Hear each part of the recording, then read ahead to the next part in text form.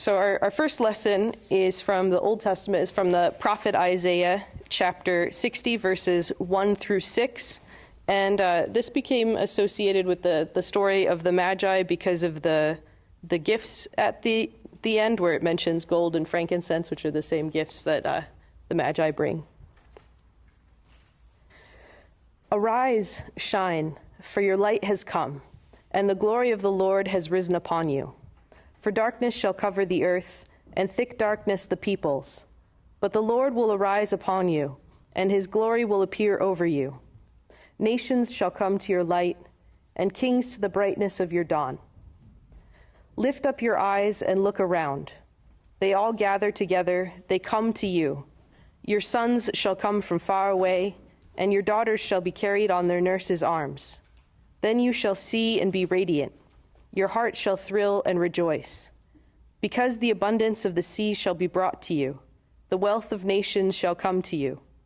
The multitude of camels shall cover you, the young camels of Midian and Ephah, all those from Sheba shall come. They shall bring gold and frankincense, and shall proclaim the praise of the Lord. The gospel lesson is from the Gospel according to Matthew, chapter 2, verses 1 through 12. In the time of King Herod, after Jesus was born in Bethlehem of Judea, wise men from the east came to Jerusalem asking, "Where is the child who has been born King of the Jews? For we observed his star at its rising, and have come to pay him homage." When King Herod heard this, he was frightened, and all Jerusalem with him. Calling together all the chief priests and the scribes of the people, he inquired of them where the Messiah was to be born. They told him, "In Bethlehem of Judea, for so it has been written by the prophet. And you, Bethlehem, in the land of Judah, are by no means least among the rulers of Judah, for from you shall come a ruler, who is to shepherd my people Israel." Then Herod secretly called for the wise men and learned from them the exact time when the star had appeared. Then he sent them to Bethlehem, saying, "Go and search diligently for the child, and when you have found him, bring me word, so that I may also go and pay him homage." When they heard the king, they set out, and there ahead of them went the star that they had seen at its rising, until it stopped over the place where the child was. When they saw that the star had stopped, they were overwhelmed with joy. On entering the house, they saw the child with Mary, his mother, and they knelt down and paid him homage. Then opening their treasure chests, they offered him gifts of gold, frankincense, and myrrh. And having been warned in a dream not to return to Herod, they left for their own country by another road. Here ends the reading.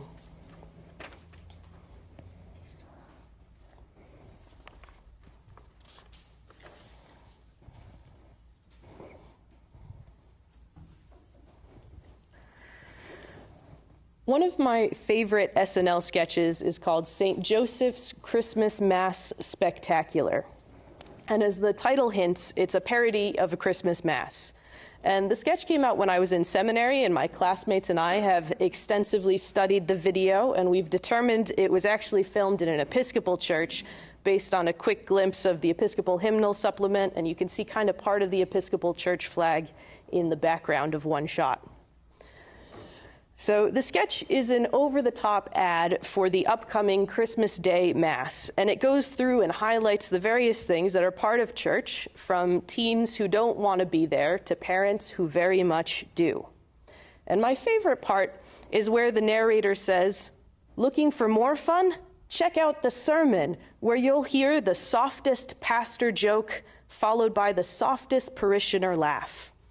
And then they cut to the sermon, and the pastor goes, "The wise men had to follow the North Star for 3 weeks. And back then, they didn't have MapQuest." And then one parishioner lets out the quietest chuckle, and it gets me every single time. And I'll take this opportunity to thank you all for your soft parishioner laughs over the years, and to many more. So I thought you should know that for the past 7 or so years, that soft pastor joke is what I think of pretty much every Epiphany, which is when we celebrate the arrival of the Magi. Those magi didn't have MapQuest. They just had to follow the star. So because stars are a bit more interesting than MapQuest, let's talk a bit about stars. Human beings have always been interested in stars and the heavens in general. The night sky is so beautiful and vast. And so from very early on in human history, people have begun to seek answers from the stars and to study them. And my soft pastor joke for this paragraph is back then, people didn't have television. So what else were they going to do for entertainment? So stars and the heavens have constantly been associated with religion, deities, fate, and the future. People for millennia have looked to the stars for answers or at least clues about life. The positions of the stars were thought to directly influence or show things happening on Earth, and royal courts would hire astrologers to map the stars to provide advice in light of fortuitous or disastrous star and planetary positions. And even today, humans are still looking to the stars for answers. Just this Christmas, NASA launched a brand new space telescope, the James Webb Telescope. This telescope has been in development since the Clinton administration, and it's pretty cool. It's 100 times more powerful than the Hubble Space Telescope. And this new telescope uses infrared light to allow us to see further into the universe than we've ever seen before. And because of the time it takes light to travel vast distances, the things we can see at the furthest reaches of outer space are actually the way things looked many, many years ago, even possibly back to when the universe was newly formed. So in addition to the telescope allowing us to see greater distances than we've ever seen, it will essentially let us see further back in time than humanity has ever seen before. When I was a younger kid, there was a point in time where my two obsessions were horses and space. And one of my grandma's best friends lived near Cape Canaveral. And one time we were visiting there, and we got to watch the space shuttle launch from a number of miles away. And we also went to the Kennedy Space Center. And my bedroom for years had a model of the lunar lander and rocket from the Apollo missions, and also a model of the space shuttle. The idea that people could physically go into space and go to the moon was almost too amazing for my 8-year-old mind to comprehend. The current edition of the Book of Common Prayer that the Episcopal Church uses was published in 1979, and some of the liturgy in the book is trying to figure out how to speak to the wonder of space exploration and the vastness of the universe that people had kind of discovered since the previous edition was published in the 1920s. And the third option for communion prayers is often jokingly called the Star Wars or Star Trek prayer, depending on one's fandom allegiance, because it has a section about space. And it captures some of the awe, mystery, and vulnerability of our position in the cosmos. It says, "At your command, all things came to be. The vast expanse of interstellar space, galaxies, suns, the planets in their courses, and this fragile Earth, our island home." People today both know more and less about stars than our ancient ancestors. Our scientists certainly know more, and all of us know more about what stars physically are. But I'd hazard a guess that everyday people in ancient times knew more than any of us here about how stars looked at various times of the year and how they changed with the seasons. I'm fairly certain if you quizzed me and someone in Jesus' day about the positions of the stars, I would be soundly beaten. To be honest, I'm not sure I would even notice if a new star appeared in the sky. But the wise men, or magi in the gospel lesson, were thankfully more attentive to the stars than I. They were likely astrologers, so professional star tracking people.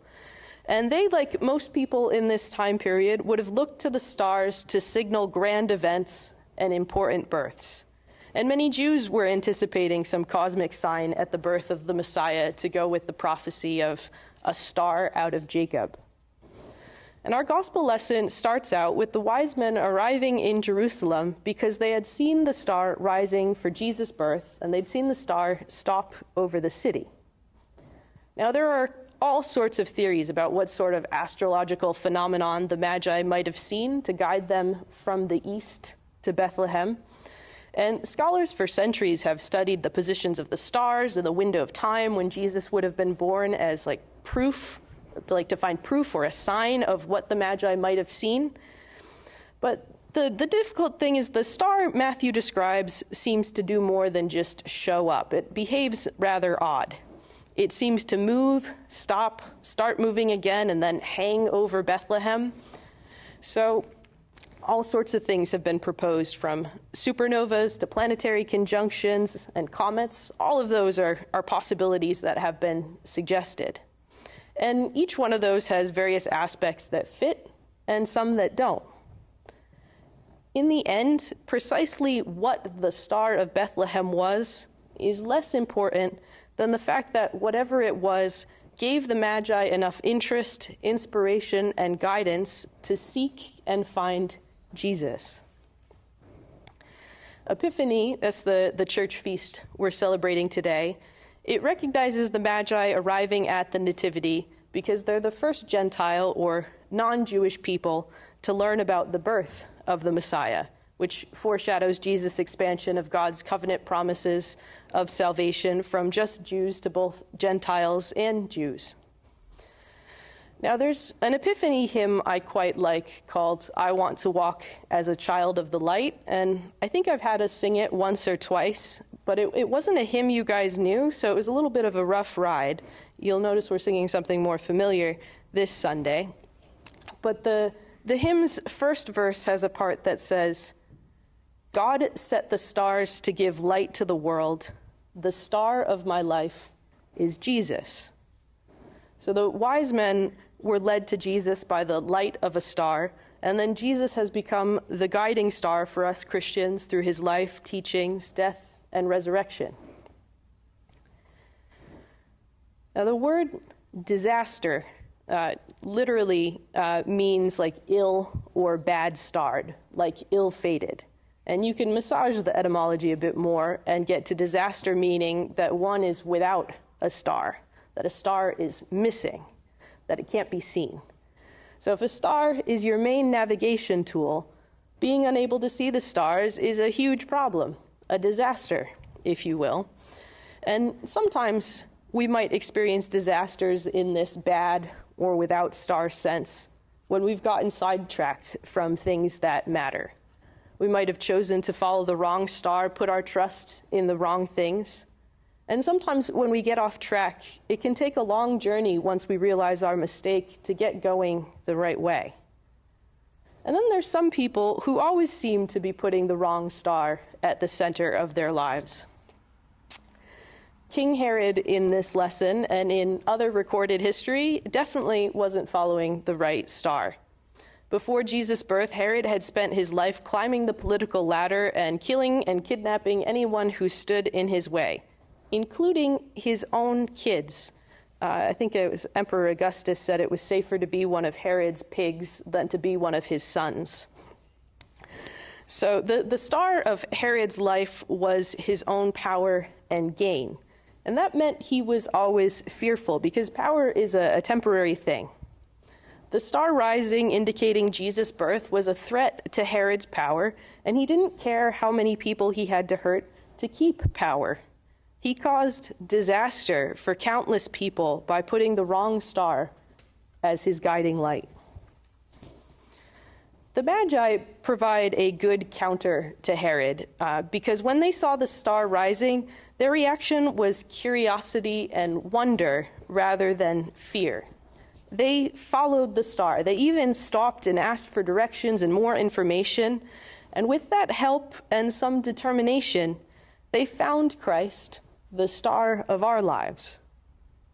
Now, it's not always easy to follow Jesus. Loving God and loving our neighbors is often hard, particularly in times when we're stressed, strained, fearful, uncertain, and anxious, and we just want to look out for ourselves. But what the Magi show us is that following the star isn't something we do alone. Going on a journey following the star is a group effort. We've got company on this journey, the church. And when we feel lost or need help, it's okay to ask for more information and to ask questions. None of us has all the answers alone. And the Magi also demonstrate that we can get to where we need to go and find what we need to find, even when we don't have all the information or the full picture.